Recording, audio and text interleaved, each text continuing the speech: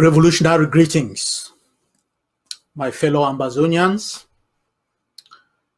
I know that a lot of you today and the past few days have been worried about the state of your revolution, worried about the state of your army, worried about the state of the defense of our land. My fellow countrymen and women, the state of your revolution is strong. Your army is okay. The state of your defense is unshakable. And we will battle La République du Cameroon until the last man standing. We will not divert from this enemy. Our guns, our determination, our absolute faith is rested on the genocidaires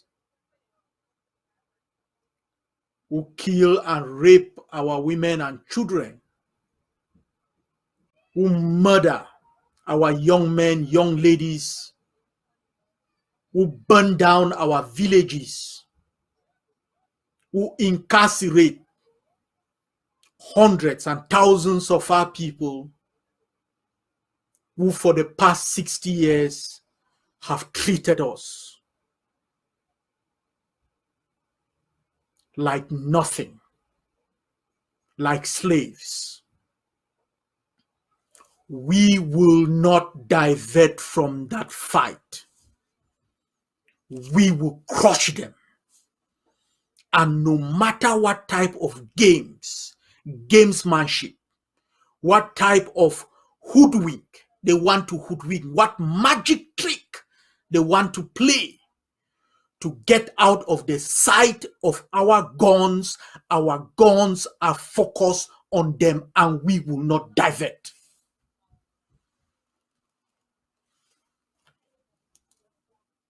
My fellow Ambalanders, we have been battling iterations of La République's strategy these past couple of days. I sent out an audio in response to a declaration of war that was made on the Ambazonian people through its Ambazonian army. That declaration called for the murder, the killing of members of the People's Army, the Ambazonian Defense Forces. That should not be new to any Ambazonian. We have been in this revolution 4 years strong. This has not been the first declaration calling for the absolute destruction of your army, the Ambazonian Defense Forces. Mr. Paul Biambi Mvondo and his cronies declared war on you. They declared war on your army. They had tanks, they had helicopters, they had aeroplanes, they had ships, warships. They had friends in high places in Africa and at the UN in New York.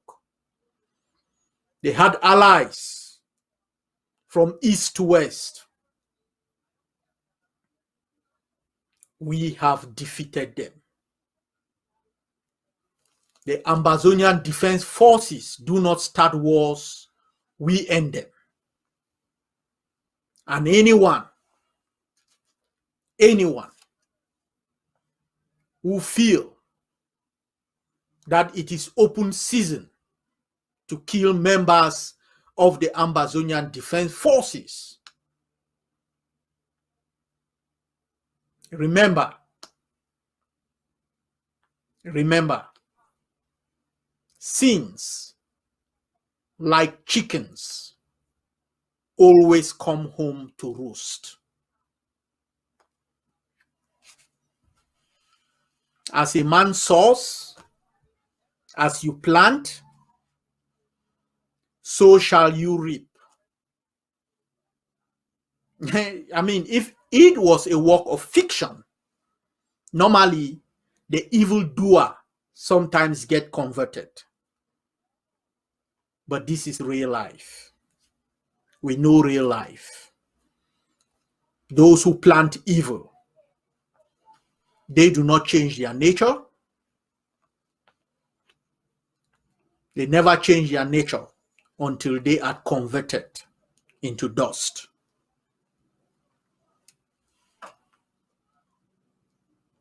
That too will be done. So let me reassure the Ambazonian people. Don't fear for your army. Fear for those who call for the destruction of your army. I can tell you at this particular moment that none of your defense forces have died as a result of this declaration of war by La République proxies in Maryland and around the world. They are dealing with their deaths as we speak, and they are wounded.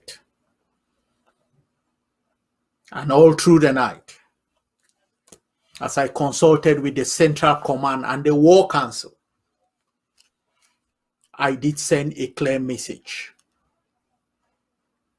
I need to know the number of people that left, what directions they left from, and entered into Guzang with the aim of responding to the calls, the declaration of war made by these La République proxy forces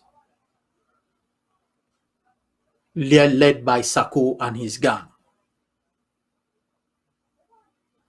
I wanted to know, because any of them that got into Batibo will be brought to account. None will return where they come from. If they succeed in escaping and returning to where they originate from, we have given 72 hours. 72 hours for those to be apprehended and handed over to the Ambazonian Defense Forces. Any camp, because at this moment, both our Central Command and the War Council are receiving messages of commanders on the ground washing their hands of this action. That is not enough. If any fighter, whether rogue or otherwise, left your base to join in anti-revolutionary activities, within the next 72 hours, you apprehend those soldiers and hand them over to the Ambazonian Defense Forces, or your base will be considered a proxy base for La République du Cameroon. There are no ifs, ands, or buts about this. We are very aware, very aware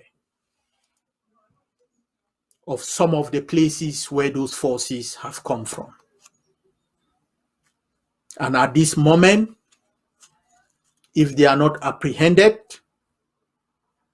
in Batibo we will know that they have returned to their bases, and it is the obligation of those commanders not to have their base be tagged as a proxy base for La République du Cameroon, to arrest those forces if they believe they are rogue forces and hand them immediately. We are not going to accept just words from them that these were rogue forces or forces that have been dismissed by them.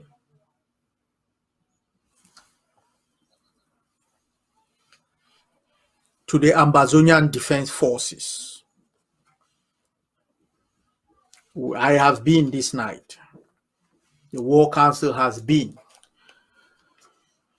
almost step by step with the Central Command and some of the state commands. You know the instructions that have been given. Within a 2-mile radius, anybody coming into that zone must be disarmed. Any camp that previously and are denying taking instructions from the La République proxies from Maryland existing within that zone until the dust settle, will hand their weapons for safekeeping or bury them where they can get to until this dust settle. If they exist within 2 miles of an ADF base and still retain their weapon and had been previously receiving instructions from the proxies in Maryland, based on the fact that those instructions were activated and attempts were made to attack ADF forces, you hold your weapon within that, we will accept that declaration of war. But as many of you are speaking to the national and local commanders of the ADF, until the dust settle, maintain the safe distance that the ADF has given you. Our objective, our only objective, has been to remove those that are committing war crimes and crimes against humanity in our land and preventing our people from exercising their God-given rights of life, liberty, and the pursuit of happiness, holding their destiny in their own hands. That has been our focus. It remains our focus, and that is why, even with all of this nonsense going about, our Bamenda Brigade is mourning the Ambazonian Defense Forces. Your army is mourning one of the bravest and most intelligent of your people, of your army, of your child, Commander Webo. We are mourning him, not because he died in his bed. We are mourning him, not because he fell in battle where he was born or the region from which he came from. We are mourning him because after completion of his training, after exercising intelligence, that he was trained in air warfare, battles of drones, he was deployed to a brigade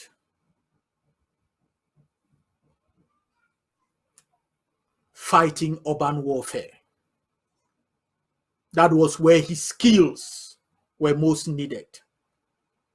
He left home, he left family, he left region, he responded to the call of duty.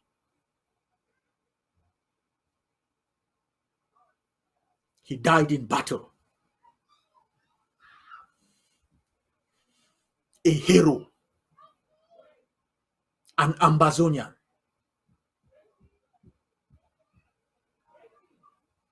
We can never, ever, ever repay them.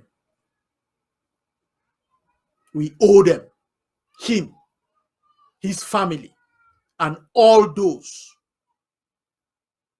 who answer the call of duty and offer their lives for our people. We owe them a debt of gratitude that can never be repaid.